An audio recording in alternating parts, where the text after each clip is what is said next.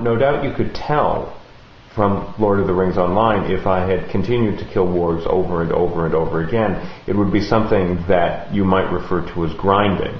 That is, whether it's experience points I'm after, or whether there's a particular pelt or a hide from the wolves that I'm trying to get, there is the capacity within these games, just as there is within the Homeric Iliad, to just go on and go on and go on with the repetitive slaying. Now that, I want to suggest, is a key dynamic of interactive storytelling, whether we're talking about Homer or we're talking about Club Penguin or Lord of the Rings Online. And so what I want to show now is a kind of transferred form of grinding that doesn't involve repetitive slaying, but nonetheless illustrates exactly the same dynamic, which is doing something that's fun over and over and over again. And I'm obviously suggesting that the warriors of Homer's time and the warrior wannabes listening to the bards found it fun to listen to these repetitive descriptions of gory deaths in battle. And given the way that action movies are even today, given gladiatorial combat in ancient Rome, I think it's a little bit hard to argue that that's not the kind of thing that large segments, especially, of course, of the masculine population, find appealing. But the nice thing about it, at least, is you can also do it this way. So I'm now in the coffee shop here in Club Penguin, and I'm going to ask for a job, which is called playing beans. And it's not easy, but it is repetitive.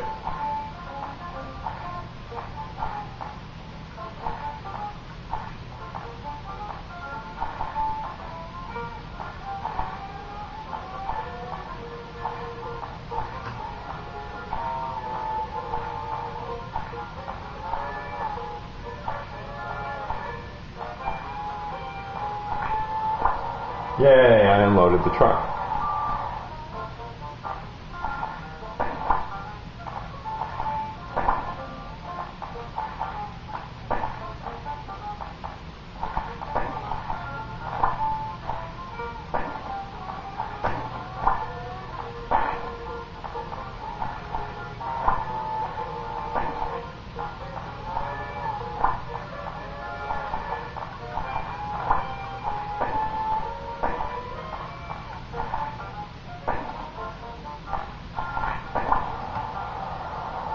That's 2 trucks.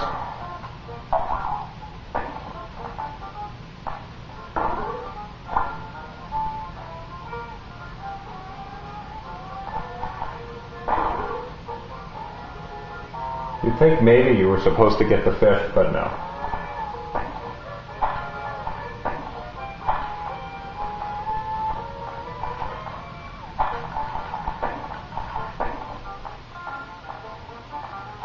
Uh-oh. Down to my last life now.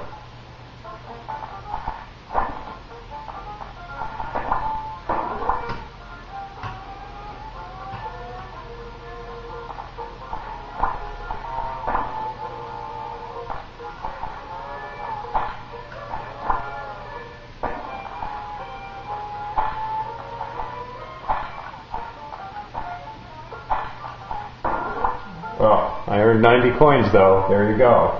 So that's what I'm grinding for. I'm grinding for the coins, just as in Lord of the Rings Online I was grinding for the experience. And obviously, if I get a lot of experience, I level up, I become a more excellent warrior. If I get a lot of coins in Club Penguin, I can buy things. And I can buy a better igloo, which of course, within many ways of measuring success in our society, is a way of being a more excellent penguin or a more excellent person. Now obviously we want very quickly to think about the sorts of values that this teaches, but we are a consumer society, and perhaps it just reflects our rampant consumerism for good or for ill. Now I won't subject you to watching me do that again, but I could do it all day. It's a fun game. It's a nice grind, and if I did it enough, I might be able to earn the igloo of my dreams. So what's the takeaway? The takeaway is that the Aristeia doesn't have to be about. Now there are 2 particular Aristei that I want to deal with in a little bit of detail here because they're the most important Aristeia in all of Homeric epic.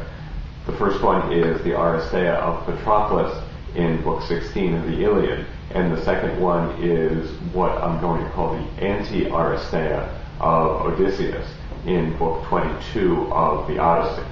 Now, just to set these up a little bit, Patroclus, who feels much compassion and sympathy for all of the sorrows and pains that are coming to the Achaeans because Achilles is sitting out, Patroclus begs Achilles to do something about it, and Achilles finally lets him put on his Achilles armor and go out on the condition that Patroclus not go beyond the wall, the Greek wall, and follow up on the pursuit of the Trojans.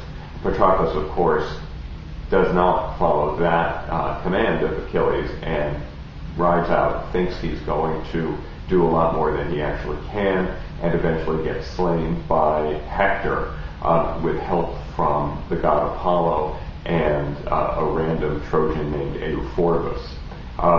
That's Book 16 of the Iliad, the Aristeia of Patroclus, and it features a boss fight with the very important Trojan ally Sarpedon, who happens to be a son of Zeus. And there's also a very moving scene where Zeus decides whether or not he's going to allow Patroclus to slay Sarpedon. That then eventuates into a series of skirmishes where Patroclus gets struck by Apollo, then struck again by Euphorbus, and finally finished off by Hector. And at the end of Book 16, there's an exchange of words between Patroclus and Hector that is a sort of reflection on Aristeia itself, the way a lot of other things in the Iliad are also such a reflection. The other Aristeia is Odyssey 22, when Odysseus slaughters the suitors more or less indiscriminately. And what I'm going to suggest is that although it has the trappings of the Aristeia, or perhaps rather certain of the trappings of an Aristeia, it's also a perversion of an Aristeia which suggests important things about Odysseus, not necessarily terrible, but at least things that make us question what it means for Odysseus to be a hero, and also certain things about the Odyssey itself as an epic poem in the same tradition, using the same sorts of bardic occasion that the Iliad uses. And that'll in turn open out into us thinking about the differences between the Iliad and the Odyssey. Alright, so Iliad 16. Here is the arming scene of Patroclus as he gets ready to go. He spoke, and Patroclus was helming himself in bronze that glittered. First he placed along his legs the beautiful greaves, linked with silver fastenings to hold the greaves at the ankles. Afterwards he girt on about his chest the corselet, starry and elaborate, of swift-footed Iacides. Iacides is Achilles. Across his shoulders he slung the sword with the nails of silver, a bronze sword, and above it the great shield, huge and heavy.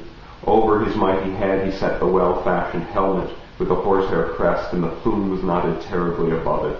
He took up 2 powerful spears that fitted his hand's grip, only he did not take the spear of blameless Iacides, huge, heavy, thick, which no one else of all the Achaeans could handle, but Achilles alone knew how to wield it, the Pelian ash spear which Chiron had brought to his father from high on Pelion to be death for fighters.